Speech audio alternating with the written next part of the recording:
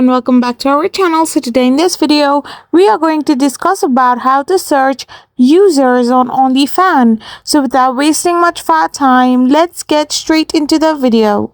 So for this, all you're gonna do is simply open a web browser of your preference and simply tap open your OnlyFans account.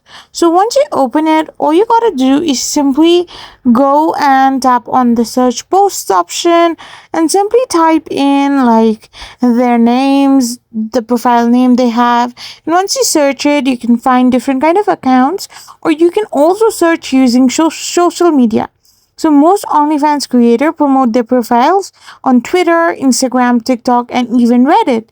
So you can simply search them from their social media accounts, or you can also use a third-party OnlyFans search engines like Fanmetrics or OnlyFinder, Fansly Finder, and stuff to search their username and simply type in keywords. I hope you found this video helpful, so don't forget to hit that subscribe button and do give us a thumbs up.